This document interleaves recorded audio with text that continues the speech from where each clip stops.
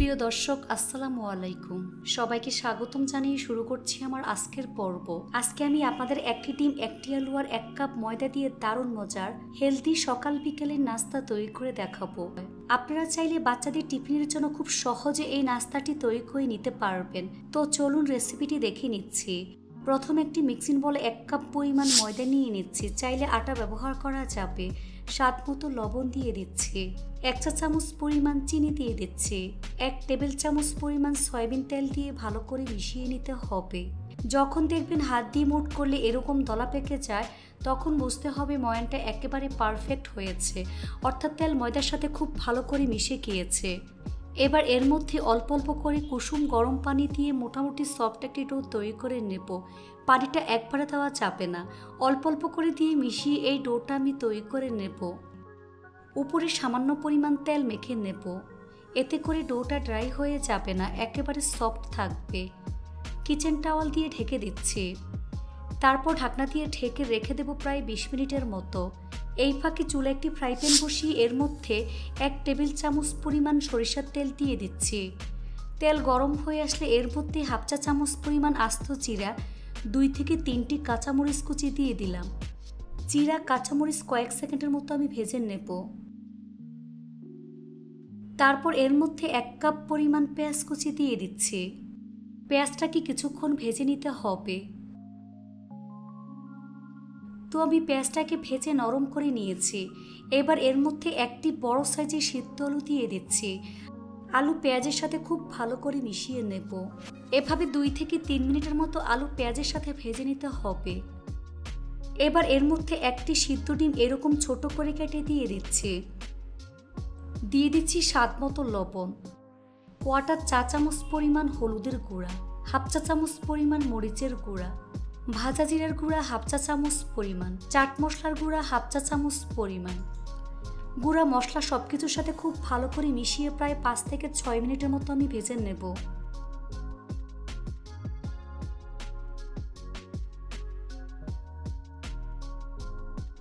নামানোর আগে কিছুটা পরিমাণ ধনিয়া পাতা কুচি অ্যাড করে দিচ্ছি, তারপর ভালো করে মিশিয়ে নেব। এই তো পুরটা রান্না হয়ে গিয়েছে। এখন চুলা বন্ধ করে এটাকে ভালো করে ঠান্ডা করে নেব। 20 মিনিট পর ঢাকনা সরিয়ে ডোটাকে আরও কিছুক্ষণ সময় নিয়ে মথে নিতে হবে। তারপর ঠিক এভাবে গোল বলের মতো আমি তৈরি করে নেব। এই বলটাকে বোর্ডের উপর নিয়ে হাত দিয়ে চেপে চ্যাপ্টা করে নিচ্ছি। ছুরির সাহায্যে সমান 4 ভাগে ভাগ করে নেব।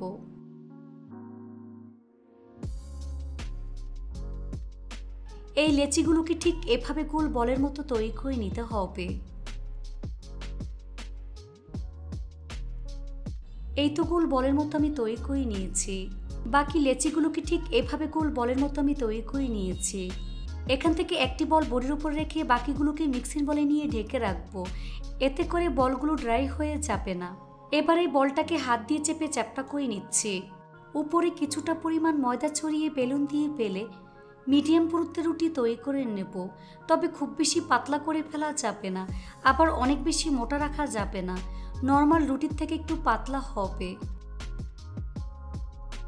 দেখুন এরকম পুরুত্বের রুটি তৈরি করে নিয়েছি। এবার রুটির মাঝ বরাবর পরিমাণ মতো পুর দিয়ে দিচ্ছি। চামচ দিয়ে ঠিক এভাবে 4 কোণা শেপ দিয়ে দেব।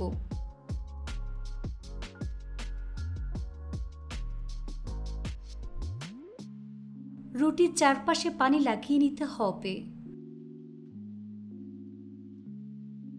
2 পাশ থেকে ঠিক এভাবে আমি ভাঁজ করে দেব, আর হাত দিয়ে খুব ভালো করে চেপে সেট করে দিতে হবে।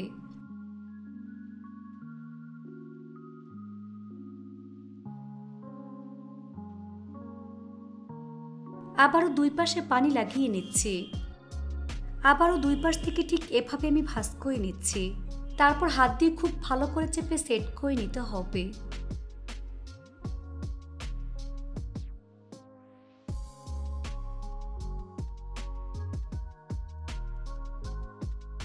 তারপর বেলুন দিয়ে আলতোভাবে বেলে নিচ্ছি, তবে খুব বেশি বেলা যাবে না, তাহলে ছিঁড়ে যাবে।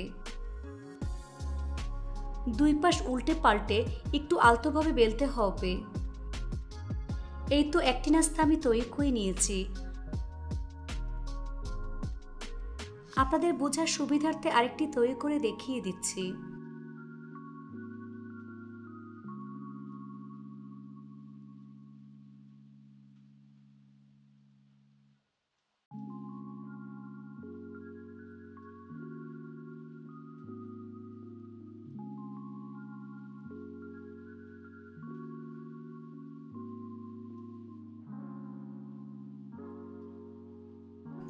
এই তো আরো একটি নাস্তা আমি তৈরি করে নিয়েছি। সবগুলো নাস্তা একইভাবে আমি তৈরি করে নিয়েছি। এবার নাস্তাগুলো ভাজার পালা। চুলা একটি ফ্রাই প্যান বসিয়ে পরিমাণ মতো সয়াবিন তেল দিয়ে তেলটাকে মোটামুটি গরম করে নিয়েছি। এবার গরম তেলে দুইটি নাস্তা আমি দিয়ে দিচ্ছি।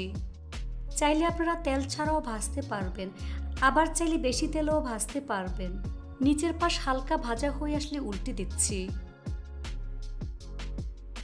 চুলার স্লো মিডিয়ামের মাঝামাঝি রেখে একটু সময় নিয়ে গোল্ডেন ব্রাউন কালার এবং ক্রিস্পি করে ভেজে নিতে হবে।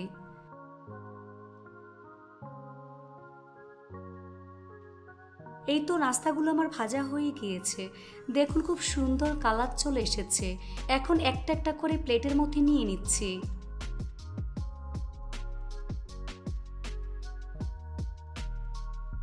বাকি নাস্তাগুলোকে একইভাবে ভেজে নিতে হবে, তাই দুইটি নাস্তা আমি দিয়ে দিলাম। এই নাস্তাগুলোকে একইভাবে উল্টে পাল্টে গোল্ডেন ব্রাউন করে ভাজতে হবে। সবগুলো নাস্তা একইভাবে আমি ভেজে নিয়েছি। তারপর পরিবেশন করে আপনাদের দেখিয়ে দিচ্ছি। এই তো সবগুলো নাস্তা আমি ভেজে নিয়েছি।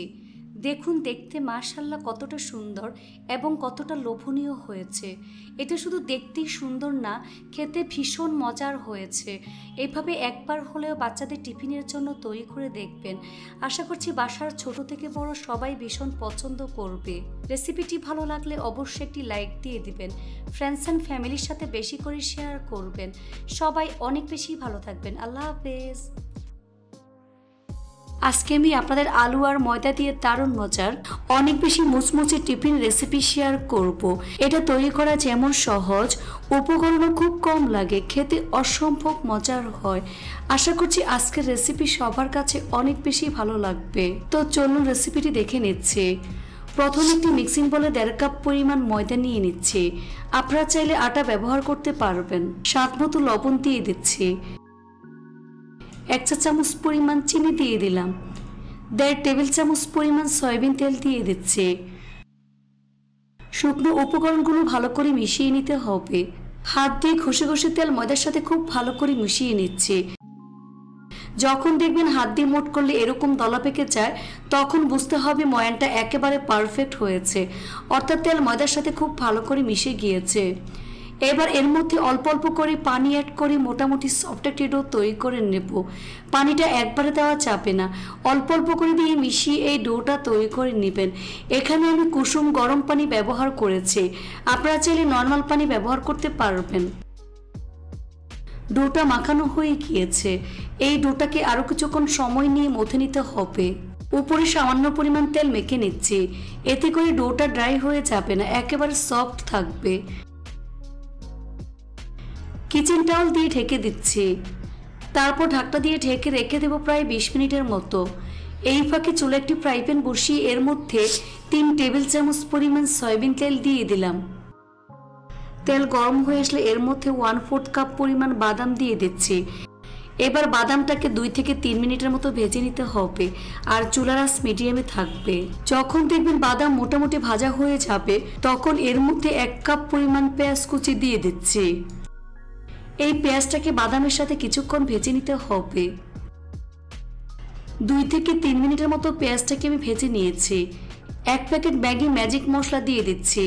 ম্যাজিক মশলা ব্যবহার করলে অন্য কোনো মশলার প্রয়োজন হয় না, এতেই টেস্ট অনেক ভালো আসে। স্বাদ মতো লবণ দিয়ে দিলাম। আবারও সবকিছু একসাথে খুব ভালো করে মিশিয়ে প্রায় 2 মিনিটের মতো ভেজে নিতে হবে।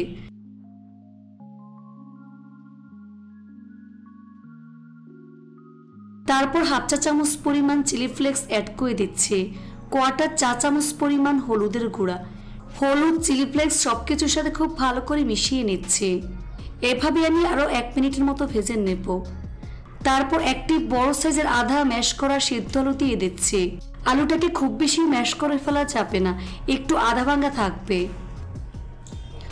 চুলার আঁচ মিডিয়ামে রেখে আলু সবকিছুর সাথে খুব ভালো করে মিশিয়ে প্রায় 2 থেকে 3 মিনিটের মতো ভেজে নিতে হবে। এই তো আমার আলুর পুর রান্না হয়ে গিয়েছে। এখন চুলা বন্ধ করে এই পুরটাকে ভালো করে ঠান্ডা করে নেব। ফিরে আসলাম 20 মিনিট পর। এখন ঢাকনা সরিয়ে ডোটাকে আরো কিছুক্ষণ সময় নিয়ে মথে নিতে হবে। তারপর ছোট ছোট লেচি কেটে নিচ্ছি। এখানে সমান 5টি লেচি আমি কেটে নিয়েছি। এবারে লেচিগুলোকে ঠিক এভাবে গোল বলের মতো আমি তৈরি করে নেব।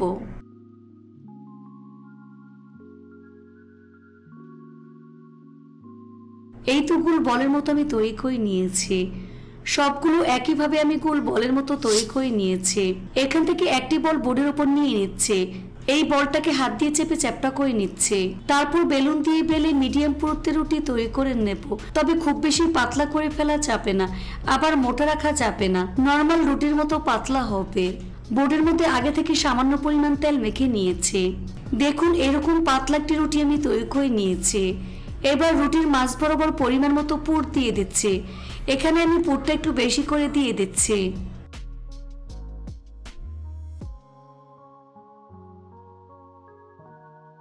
তারপর এক সাইড থেকে ঠিক এভাবে ভাঁজ করে মুখটা বন্ধ করে দিতে হবে।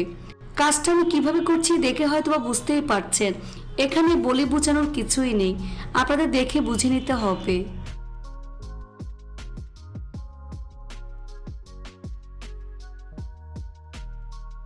খুব ভালো করে পেঁচিয়ে পেঁচিয়ে সিল্ক হয়ে নিতে হবে। বাড়তি অংশ আমি ফেলে দিচ্ছি। তারপর হাত দিয়ে খুব ভালো করে চেপে চেপে মিশিয়ে নেব। হাত দিয়ে আলতোভাবে চেপে চ্যাপটা করে নেব। এই কাজটা খুবই সাবধানে করবেন, তা না হলে ফেটে পুর বের হয়ে যাবে।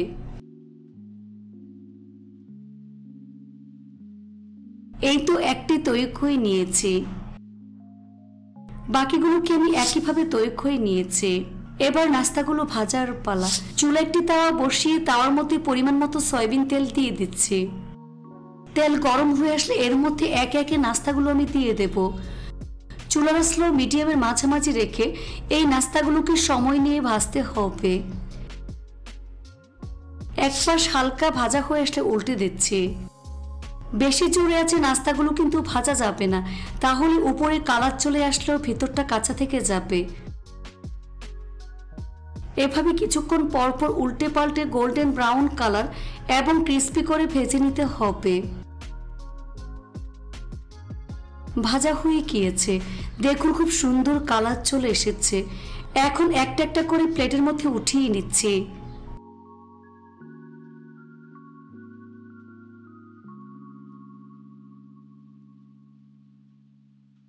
তারপর পরিবেশন করে আপনাদের দেখিয়ে দেব। দেখুন আমার টিফিন রেসিপিগুলো দেখতে মাশাআল্লাহ কতটা সুন্দর এবং কতটা লোভনীয় হয়েছে। এটা শুধু দেখতেই সুন্দর না, খেতে অসম্ভব মজার হয়েছে। এভাবে একবার হলেও বাসায় তৈরি করে দেখবেন। এটা তৈরি করে খেলেই বুঝতে পারবেন ঠিক কতটা মজার। রেসিপিটি ভালো লাগলে অবশ্যই একটি লাইক দিয়ে দিবেন। ফ্রেন্ডস এন্ড ফ্যামিলির সাথে বেশি করে শেয়ার করবেন। সবাই অনেক বেশি ভালো থাকবেন। আল্লাহ হাফেজ।